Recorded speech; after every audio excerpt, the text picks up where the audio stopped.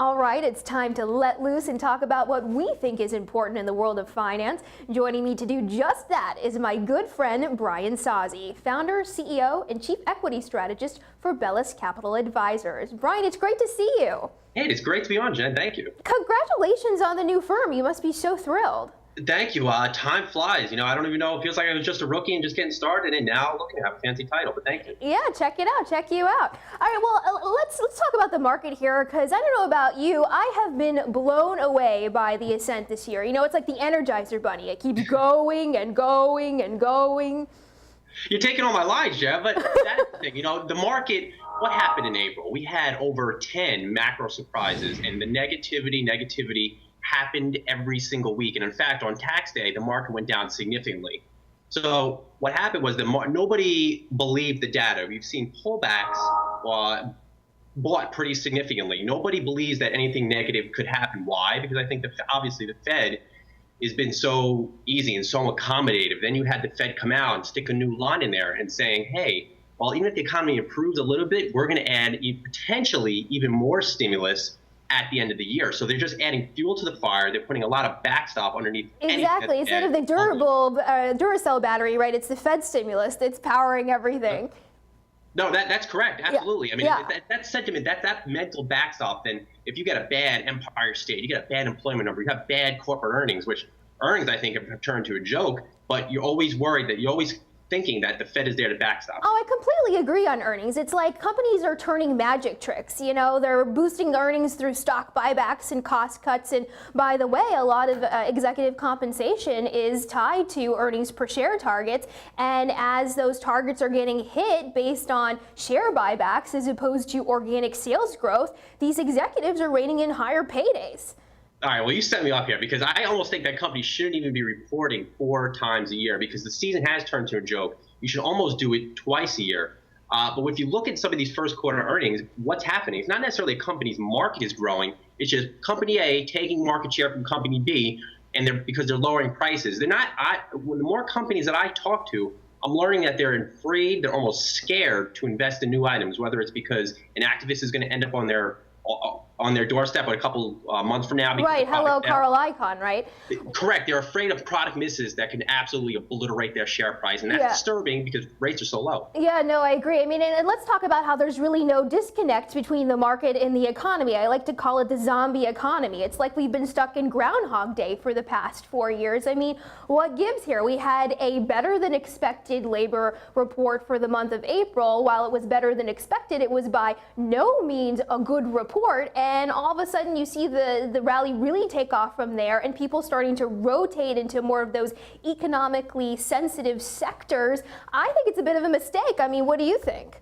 Well, you have to be concerned by it, and I wouldn't characterize it as Greenspan said, irrational exuberance, but there's no heart, there's no soul in these numbers. When I looked at that jobs report, it was pretty much driven by housing. If you went line by line, sector by sector, there were actually job losses, and you actually saw within, let's say, the government sector, the first signs of the sequester really starting to take an impact. Yeah, I'm really worried. I'm really worried about the second half of the year because Wall Street is expecting the economy to pick up.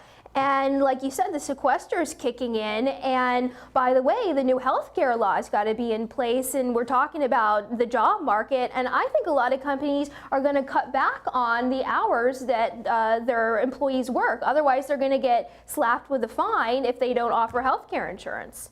I share your concern, and I really, it's hard, as a strategist, you're balancing two worlds. What's happening now in the market, and you want to position your clients accordingly to just kick butt and make a lot of money. But in my opinion, the second half, there are going to be more concerns, like with healthcare. For example, we sat down and talked to Target. They still remain very unclear on how they're going to address this. My opinion, I think you're going to move to more temporary workers for many companies. And what does that lead? Maybe a hit to consumer spending, because consumers are not going to be sure on their hours and how much they're going to be earning.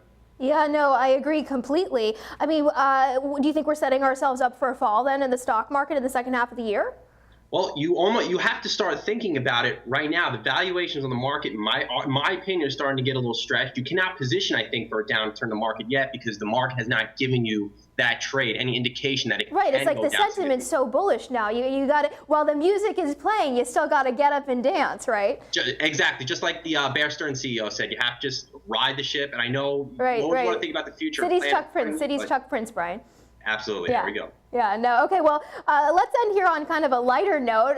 Summer movie season is going to be kicking off here, and it looks like a lot of the studios are playing it safe. They're going with proven franchises and rolling out sequels and prequels. For instance, Disney Pixar is rolling out Monsters University, the prequel to the beloved Monsters, Inc. You've got Paramount rolling out Despicable Me 2. I mean, what do you think about that? It seems like these big budget films could be a kind of a gamble, right? Look no farther than John Carter that Disney rolled out, what was that, last summer? It was a $200 million flop. Well, I mean, look at Iron Man 3. Opening day weekend, they pulled in $171 million. I think the box office is almost like what you're seeing in corporate America. They're going to go back to their name brands. They're going to try to drive as much revenue as possible off those name brands. Because here's the deal. The summer represents about 40% of the movie box office revenue. So they need to hit it where the consumers are willing. They want to go in the air conditioning. They want to spend. My hit sleeper, my movie of the summer that I'm actually down in my crib and watch, After Earth. I mean, you have Will Smith and his son in the same movie. I think that's awesome. Right, if you want to stock to play this, you might want to look at Electronic Arts because Star Wars is coming out, and Electronic Arts has the online role-playing game Star Wars. What do you think about Disney here, Brian? I mean, they had a great first quarter. A lot of that was driven by the parks, but it looks like the studio revenue is starting to stabilize. You mentioned Iron Man 3 was a huge success. Correct. Disney is one I have liked. Admittedly, I have to do a little more research on it. But what I do like about Disney that nobody's talking about is Marvel. And it has gotten a little lost in the sauce despite Iron Man. I'm starting to see Marvel products pop up in the apparel sector, within shoes, within BF Corp. So I like that they're taking that really strong brand and finding new ways to make a lot of money off of it. No, I completely agree. I have my sights set on The Great Gatsby this summer. I think it's going to be a fun flick.